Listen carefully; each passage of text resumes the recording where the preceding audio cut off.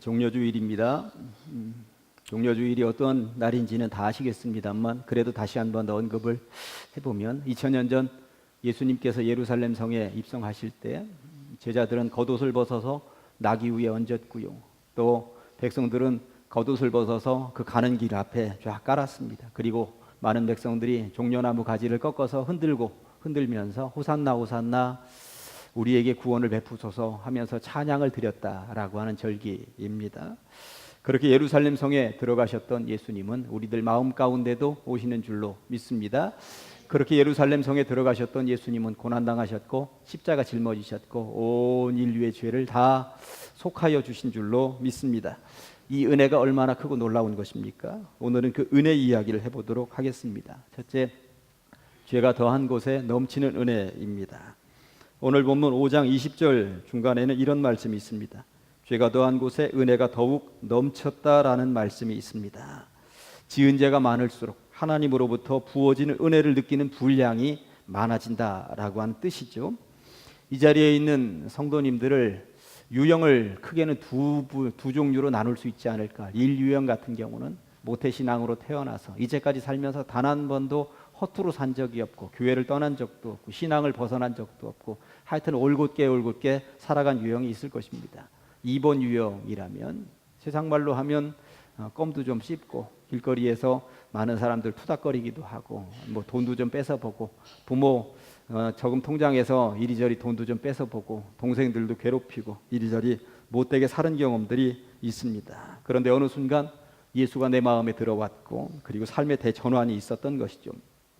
1번 신앙을 가졌던 사람과 2번 신앙을 가졌던 사람이 받아 누리는 은혜라고 하는 것은 약간 다를 수도 있겠다 하는 생각이 드는 것이죠. 물론 아무 환난 없이 전혀 벗어나는 것 없이 올곧게 살아간 인생도 참으로 소중하겠습니다만 이 두 번째 인생은 나 같은 죄인이 이런 구원을 받아서 주님 품에 안기다니 하면서 때로 감격할 수도 있겠구나 하는 생각을 가져보게 되는 것이죠. 1번 유형에 해당되는 사람이 완벽하지는 않지만 베드로 같은 유형이라고 생각을 해보았습니다. 물론 예수님의 뜻을 제대로 알아차리지 못한 경우도 있고 예수님을 모른다고 3번이나 부인한 적도 있지만 그래도 베드로는 수제자다웠습니다. 이 모양 저 모양 순종했고요. 큰 대화 없이 그대로 지냈다고 하는 것입니다. 2번 같은 유형은 바울이라고 할 수 있을 것입니다. 바울은 어떤 인물인지 최근에 사도행전 계속 설교하면서 여러분들이 다 듣고 들으셨습니다. 스데반 집사를 죽이는 현장에서도 가장 앞장서 있었고요. 그리고 예수 믿는 사람들이 있다 하는 곳곳마다 도시락 싸들고 다니면서 그들을 잡아가두고 죽이고 하는 주인공이 바울이었기 때문에 그렇습니다. 그러니 자기 같은 인물이 구원받아서 이제 사도가 되었다라고 하는 것 생각을 해볼 때에 죄가 더한 곳에 엄청난 죄를 쌓아 짊어지고 살던 곳에 은혜가 더욱 넘쳤다라고 하는 고백을 남기고 있는 것이죠. 베드로의 이 고백은 정말 틀림이 없는 고백이구나 하는 생각을 해보게 됩니다. 이런 사실을 잘 알고 있었던 사도 바울은 디모데전서 1장 15절에서 죄인 중에 내가 괴순이라 이렇게 고백을 남겼습니다. 아무리 생각을 해보아도 나는 구원받을 수 있는 존재가 아닌데 죄인 가운데 나 같은 괴수가 없는데 하면서 고백을 남겼던 것이죠.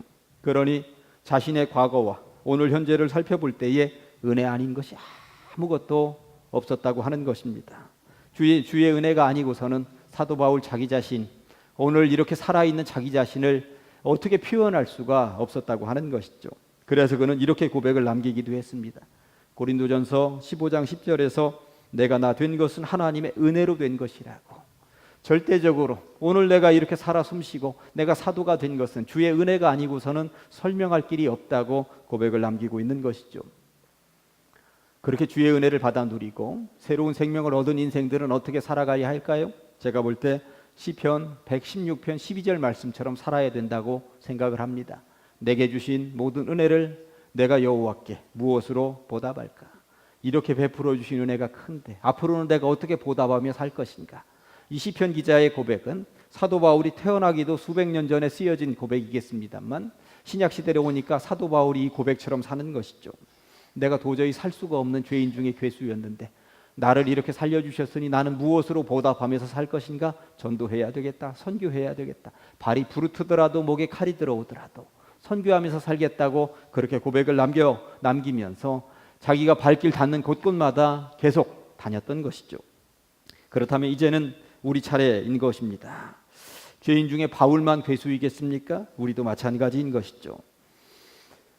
오늘날 우리가 이렇게 된 것 다 주님의 은혜입니다. 바울뿐만 아니라 우리들도 죄인의 괴수일 수밖에 없지만 우리가 이렇게 살아 숨쉬고 있는 것, 오늘 하루하루 이렇게 예배자로 서 있을 수 있는 것, 이것이 다 주님의 은혜라고 하는 것입니다. 그렇다면 이제 우리에게 베풀어 주신 은혜를 무엇으로 보답하며 살 것인가? 이 고백 앞에서 우리들의 숙제를 잘 풀어가야 할 것입니다. 그렇게 숙제를 잘 풀어가는 성도님들 다 되시기를 주님의 이름으로 간절히 축원합니다. 두 번째 주제, 은혜를 더하게 하려고 죄에 거하겠느냐? 1절 말씀을 보니까 그런즉 우리가 무슨 말을 하리요? 은혜를 더하게 하려고 죄에 거하겠느냐? 무슨 말일까요?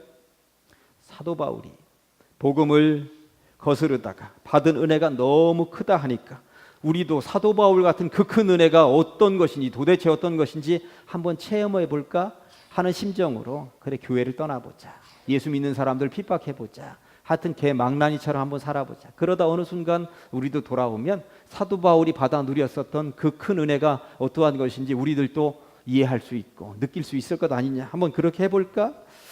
그런데 사도 바울은 그럴 수는 없다고 2절에 이렇게 말씀하고 있죠. 그럴 수 없느니라. 죄에 대하여 죽은 우리가 어찌 그 가운데 더 살리요? 아멘. 그럴 수 없다는 것입니다. 그런 못난 짓거리가 어디 있느냐라고 하는 것입니다.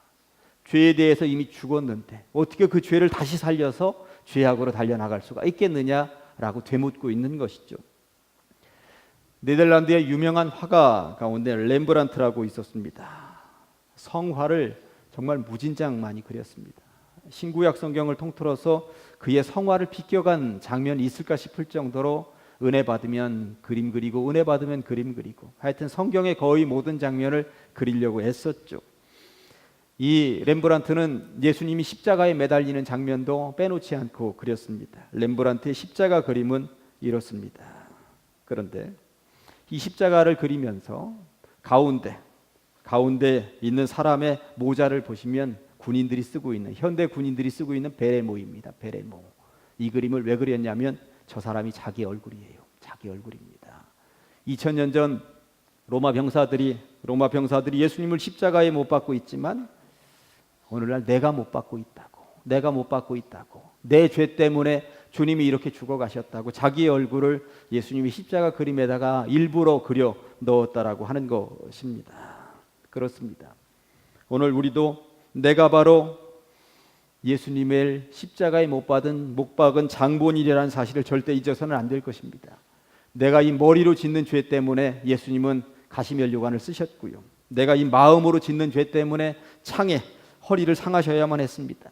내가 손으로 짓는 이 죄 때문에 손에 못이 박히셔야 했고, 내가 발로 짓는 이 죄 때문에 예수님은 발에도 못이 박히셔야만 했다고 하는 것입니다. 그렇게 해서 우리가 의인이 되었는데 어찌 우리가 죄악으로 또다시 달려갈 수가 있단 말입니까? 절대 그럴 수 없다는 것입니다. 왜 그렇습니까? 죄에 대하여 죽었기 때문에. 죄에 대하여 죽었다라고 하는 말은 죄와는 이제 인연이 끝났다라고 하는 말입니다. 이전에 아무리 사랑했었던 존재라 하더라도 죽으면 파묻게 되어 있습니다. 파묻었는데 그게 어떻게 다시 살아나서 움직인단 말입니까? 그 죄악이 다시금 나한테 스멀스멀 올라오고 있으면 제대로 죽이지 않았기 때문에 그렇다라고 하는 것입니다. 왜 이렇게 성질이 자꾸만 올라오는가? 예수 그리스도 십자가 보혈로 다 죽이지를 못했기 때문에 그렇습니다. 왜 이렇게도 사랑하지 못하고 미워하며 시기하고 질투하는가? 예수 그리스도 보혈의 피로 다 죽이지를 못했기 때문에 그렇다라고 하는 것이죠. 기독교 성인 그룹 가운데 으뜸을 한 명 꼽으라면 어거스틴입니다. 그러나 어거스틴이 어릴 때 처음부터 의로운 삶을 살았었던 것은 아니죠. 죄인으로 살았습니다. 어머니 모니카가 그렇게 기도함에도 불구하고 이단 종교인 마니귀에 빠져서 살았고요. 여성들 품에서 놀아나면서 살았습니다. 그리고 어느 날 그가 은혜를 받았고 어머니의 기도에 의해서 회심하게 되었고 교회로 돌아왔습니다. 어느 날 우연히 길거리를 지나다니는데 옛날에 함께 놀았던 여인이 호들갑을 떨면서 그에게 다가왔습니다. 어거스틴 나 몰라요? 왜 못 본 척하고 그냥 지나가는 거예요? 이때 어거스틴이 뭐라고 말을 했는지 아십니까? 당신은 과거에 당신 그대로인지 모르지만 나는 더 이상 과거의 내가 아니라오. 그때의 나는 벌써 죽었어. 파묻었단 말이요. 죄에 대하여 죽은 우리가 어떻게 죄악 세상에 더 머물러 있을 수가 있단 말인가? 그것은 앞뒤가 안 맞는 말이라는 것입니다. 죄를 파묻어버렸으면, 제대로 파묻어버렸으면 더 이상은 죄에 대하여 살 수가 없다라고 하는 것이죠. 죄에 대하여 죽은 우리가 어찌 그 가운데 더 살리요? 그렇다면 죄악은 묻어버리고 죄에 대해서 죽었으면 그러면 이제는 어떻게 살아야 할까요? 세 번째 주제, 하나님께 대하여는 살아야 할 줄로 믿습니다. 여기에서 중요한 것은 기독교는 죽음으로 끝나면 아무 의미가 없다는 것입니다. 죄에 대하여 죄를 파묻어버리고 끝났다 싶으면 그런 인생을 통하여서 새롭게 살아나야 하는 그 무엇인가가 있어야 한다라고 하는 것이죠. 교회에 못하러 다니십니까?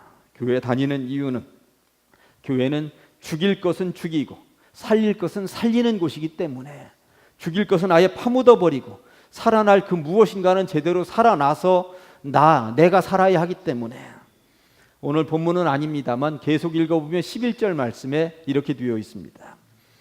이와 같이 너희도 너희 자신을 죄에 대하여는 죽은 자요 그리스도 예수 안에서 하나님께 대하여는 어떻게 살아있는 자로 여길지어다. 아멘.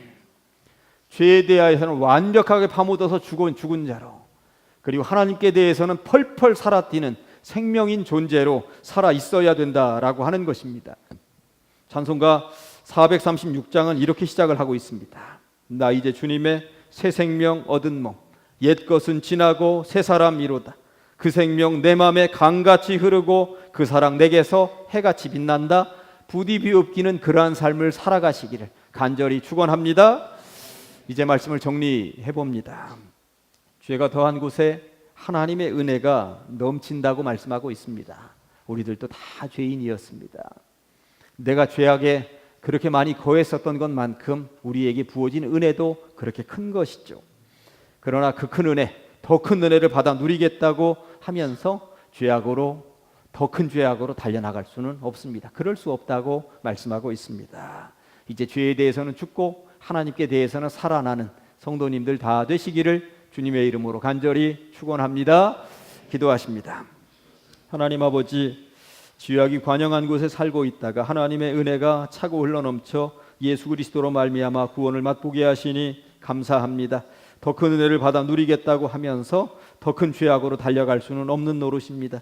하나님, 죄에 대하여 죽고 하나님께 대하여는 살아난 주의 백성들 다 되게 하여 주시옵소서. 예수님의 이름으로 기도합니다.